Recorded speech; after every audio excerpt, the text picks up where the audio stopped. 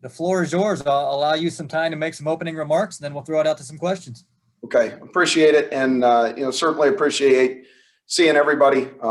This screen doesn't allow me to see everybody that's on this deal, but I know this thing's well attended, and obviously we appreciate you guys being here week in and week out. Opportunity with us, opportunity with our players. I'd like to open it up with, to see your guys' face again is, it's a lot like seeing some of our former players and our guys that are trying to live out their dreams of the NFL. And we've got a lot of them in the building. They've been in the building for a handful of weeks now. Some of them went off and trained, and then now they're back here, in between their training and, the opportunity that they have in a week and a half, 10 days from now. But, as it relates to, the linebacker position, I do want to give all the luck in the world to Nick Neiman and Barrington Wade and their pursuit. I know those guys have been busy with phone calls and, speaking with organizations. I spoke with Barrington yesterday. It sounds like, there's interest on his end and well-deserved, but I do want to wish them the best of luck to include a lot of our other players from last year as well. Secondly, it's nice to be back in Kinnick last weekend.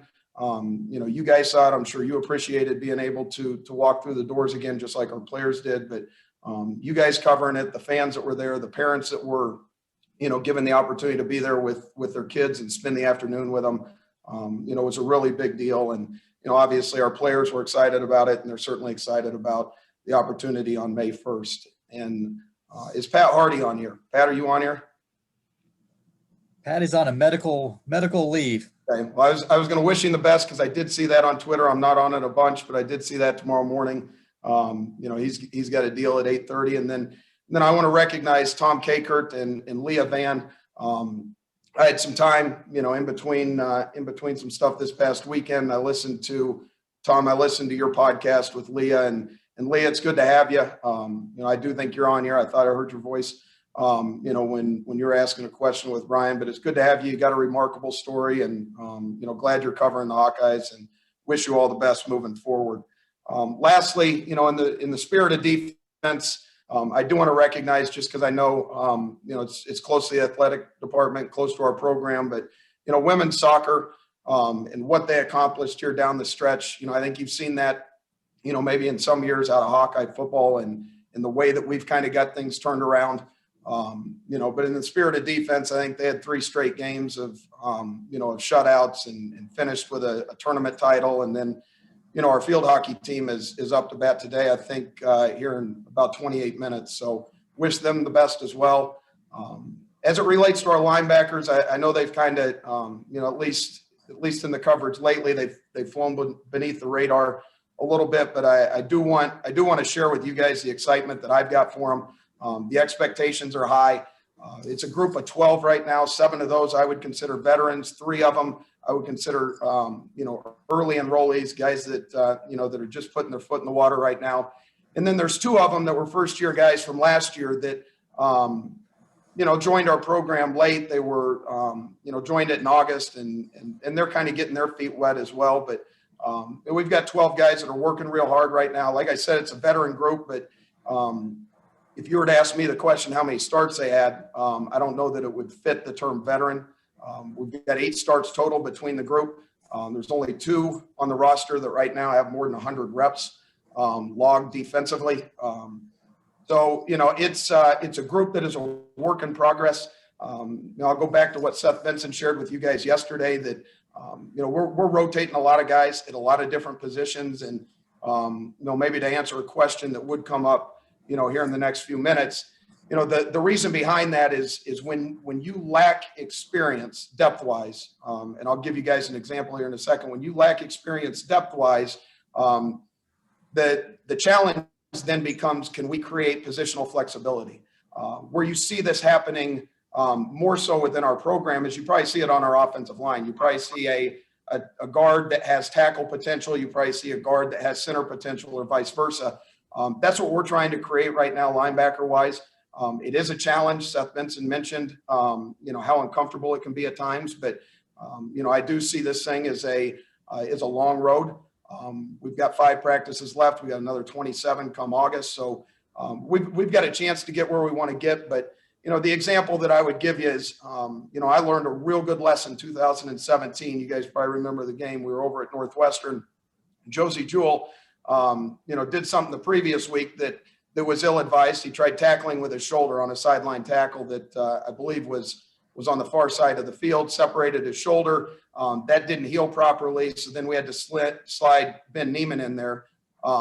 Ironically, he's played inside linebacker the last 2 years in the league and just signed, or last 3 years, and just signed another contract. So, he probably should have said something before I did. But, that was really his first shot at the inside linebacker position.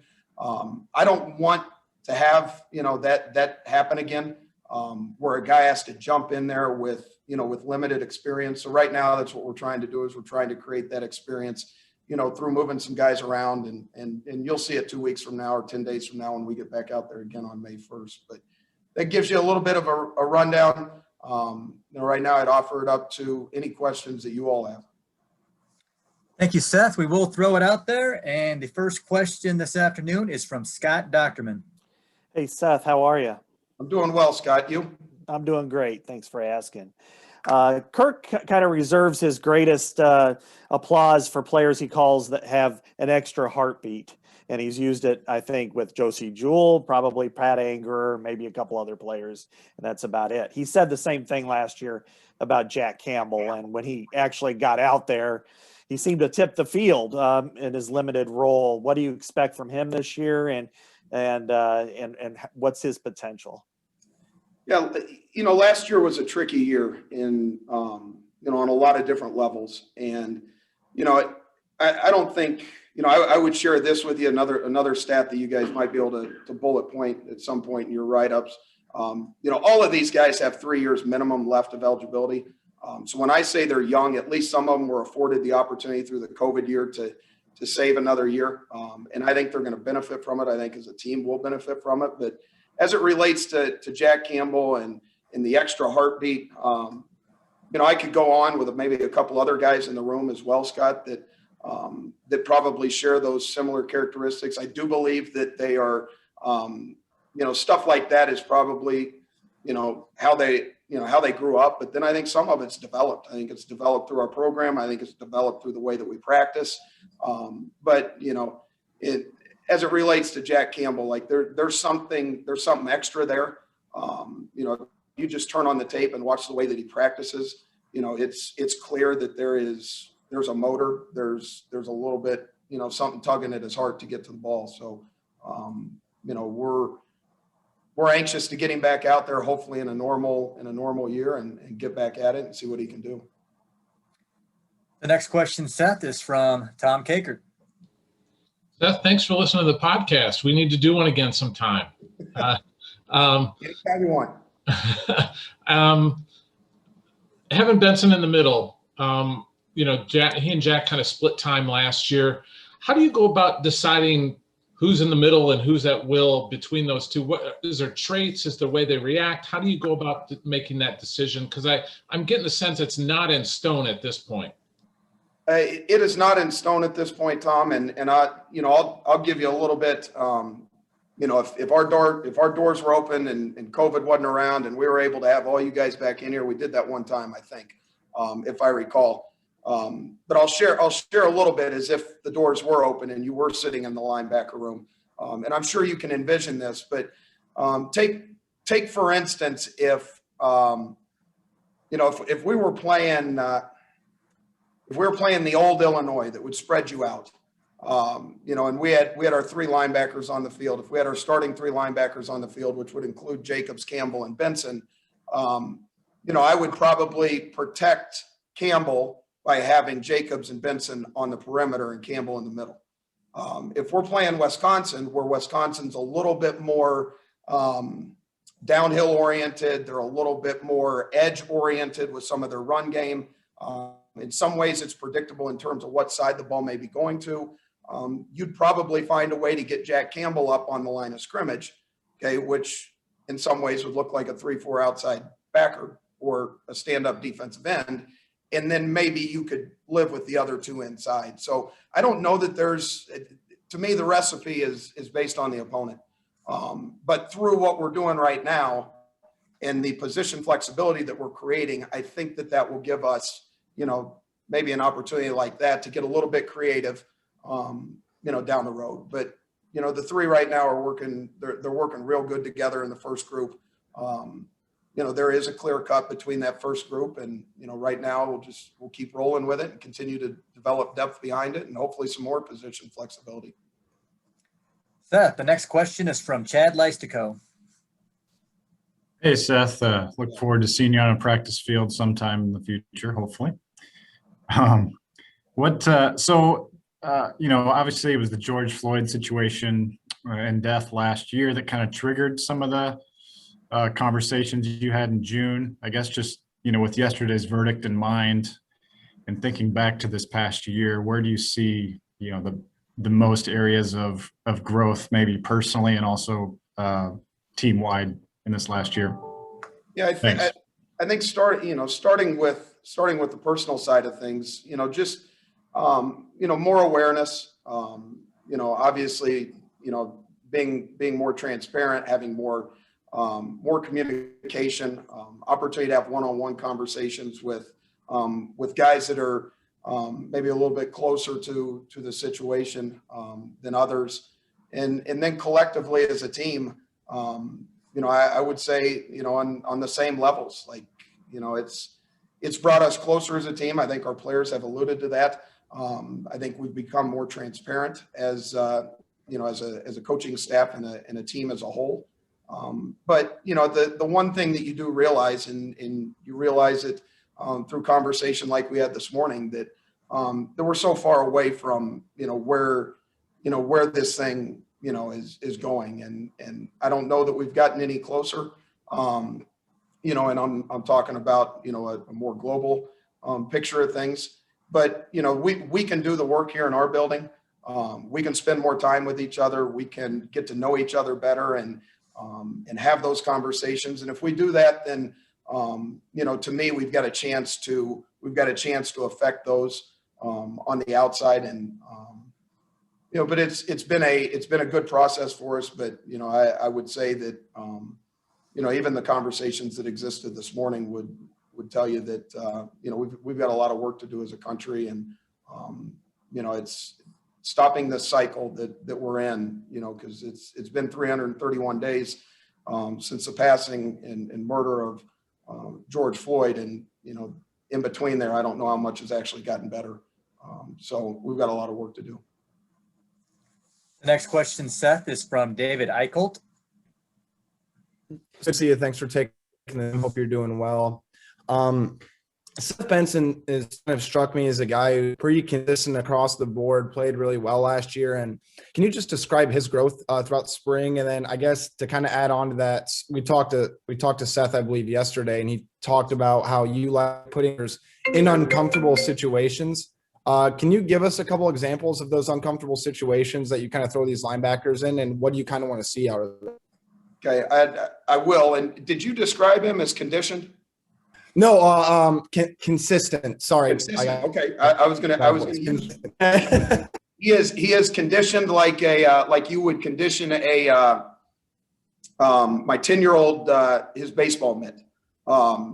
Seth Benson is. I don't want to call him a Swiss Army knife, but I do think that's what we're trying to create. We're trying to provide opportunity for this team that we can put our next best or our best linebacker, in each position. But, the uncomfort would start here. If I'll give you an example, we go 9-on-7, which is really an inside run period. It's an isolated run drill against our offense. We've got 4 down linemen out there. We've got 3 linebackers. And on the first play, Jacobs is at Leo, Campbell's at Mike, and Benson is at Will.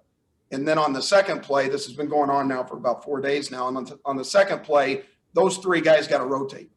Okay. And the comfort of sitting in your own love seat at home is the comfort that you would want to have as a linebacker.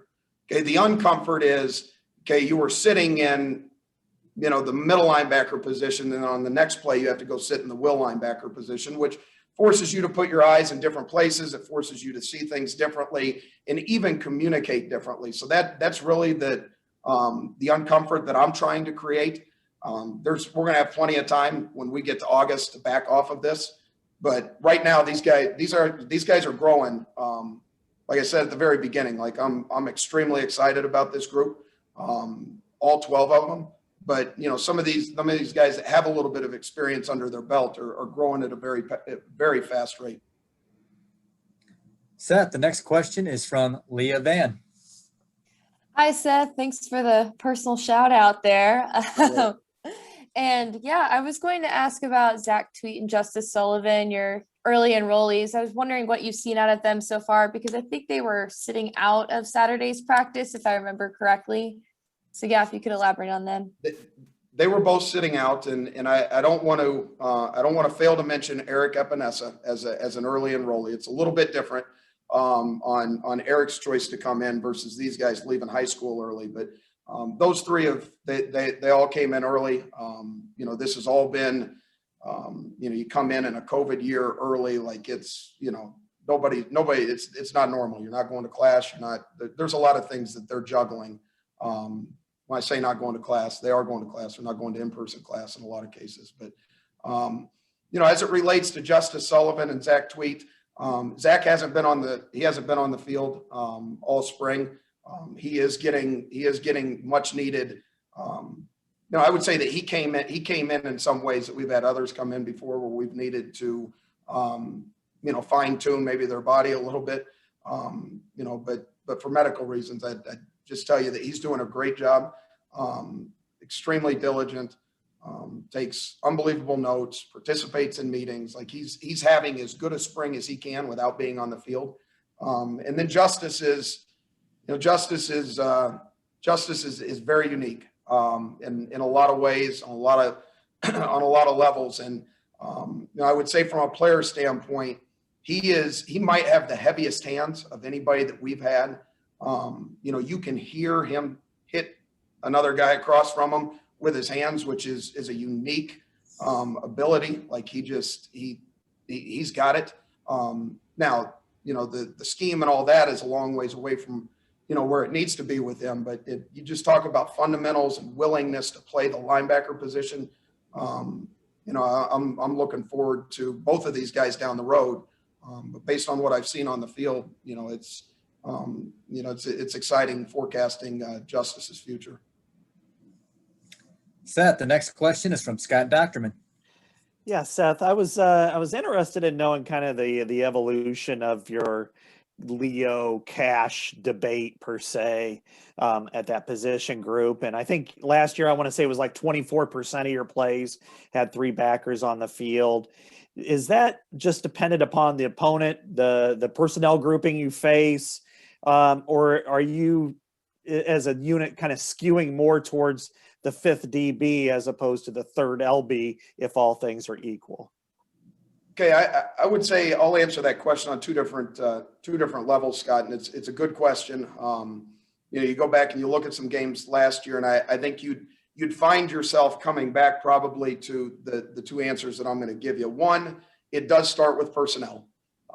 If they come out in 11 personnel, one back, one tight end, okay, in most cases, we're going to live in the cash world. If they come out in a two-back tight end look, a 21 personnel look, we're going to live in the 4-3 world. Now, with that being said, the asterisk to that is the complexion of the game. What you saw last year against Wisconsin in the second half, okay, is a very good example of the complexion of the game. It wasn't necessarily, okay, a personnel at that point that we were trying to match up. It was a matchup that we were trying to create on the perimeter, regardless of personnel, because the ball was ending up out on the perimeter a lot more. Okay, and we've had to make these choices, multiple times, over the 8-game season that we had last year to just, if we want a little bit more sturdiness in what we're trying to do defensively, regardless of personnel, then we're going to live in the 40 world, the three linebacker world. But if it's more of an RPO, if it's more of, the ball is just kind of passively ending up in different places, then we're going to be inclined to try to put a better guy in space out there and see how he does coverage wise.